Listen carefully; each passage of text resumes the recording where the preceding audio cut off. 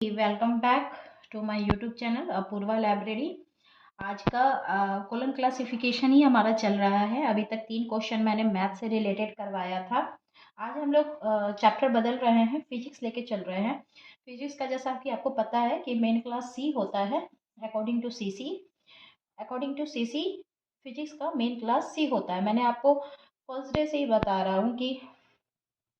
हूँ कि आपको मेन क्लास आइडेंटिफाई करना आना चाहिए। आप सीसी के बुक में जो कंटेंट है ना, कंटेंट दिया होता है वहाँ पर मेन क्लास भी दिया हुआ है। तो ऐसे ज़्यादातर तो याद करने की ज़रूरत नहीं पड़ती है, क्योंकि इतना प्रैक्टिस होता है कि आपको मेन क्लास याद हो जाएगा। लेकिन आप एक बार लिख कर रिटन, अगर आपको जैसे आप सुटेबल हो याद करने के लिए वैसे आप याद कर लो, ताकि आपको क्वेश्चन मिलते ही आप आइडेंटिफाई कर पाओ कि इसका मेन क्लास क्या है। तो आज हम लोग फिजिक्स शुरू कर रहे हैं।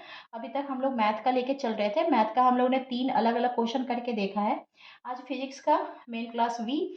आज उसका पहला क्वेश्चन है introduction of fundamental matter. Question क्या है? Introduction of fundamental matter. इसको कैसे सॉल्व करेंगे अकॉर्डिंग टू फिजिक्स के मेन क्लास से? तो सबसे पहले आपको कुछ नहीं करना है, मेन क्लास आइडेंटिफाई करना है। आपको मेन क्लास फिजिक्स का पता होना चाहिए कि सी होता है। सी में जैसे ही आप नीचे जाओगे तो आपको C1 मिलेगा। C1 में फंडामेंटल होगा, जो आपके क्वेश्चन से रिलेटेड है। ठीक है, ये आप देख रहे हो फंडामेंटल, ये जो आपका क्वेश्चन से रिलेटेड है। अब उसी C1 में जैसे ही नीचे की तरफ आओगे आपको C13 मिलेगा, जिसका होगा मैटर। क्या होगा? मैटर। तो यही है आपका फंडामेंटल ऑफ मैटर। ठीक है, फंडामेंटल ऑफ मैटर। तो बस इतना ही आपको करना है। पहले सी, फिर देन C1, फिर देन C13। C1 जैसे ही फंडामेंटल आपको मिलेगा, आपको कुछ नहीं करना है। आपको देखना है कि हमारे क्वेश्चन के अकॉर्डिंग हमारे बुक में कहाँ पे क्या मिल रहा है, और वो कौन सा सिम्टम्स यूज कर रहा है, कौन सा कनेक्टिंग सिंबल यूज कर रहा है, एनर्जी यूज कर रहा है, कि फोकिन P2 कर रहा है या P कर रहा है। वो आपको बस आइडेंटिफाई करना है और उसी की जगह उसको लिखते चले जाना है, कुछ भी नहीं है।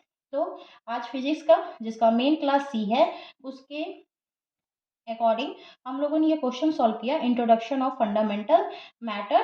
पहले हम लोगों ने फिजिक्स मेन क्लास सी, उसके बाद C1 में गए जहाँ पे फंडामेंटल मिला। वहाँ उसी के ठीक नीचे ही C1 में ही आप देखते नीचे जाओगे C13 फंडामेंटल में मैटर मिलेगा, जो आपका क्वेश्चन है। ठीक है, ऐसा ही हम लोग बुक में देखेंगे। बुक में 2.37 पेज नंबर है, जो आपका आपको दिख रहा होगा। ये फिजिक्स का मेन क्लास है। ठीक है, तो इस फिजिक्स के मेन क्लास में आप देख रहे हो कि फिजिक्स के मेन क्लास सी है। इस सी में ये फिजिक्स है। फिजिक्स में यहाँ पे C1 देखिए फंडामेंटल्स दिया हुआ है। इसी फंडामेंटल्स में जैसे ही आप यहाँ आओगे, ये देखिए C1 फंडामेंटल्स, इसी फंडामेंटल में C13 आपको दिख रहा होगा यहाँ पे। ये C13 जो है ये मैटर, बस यही आपका क्वेश्चन है।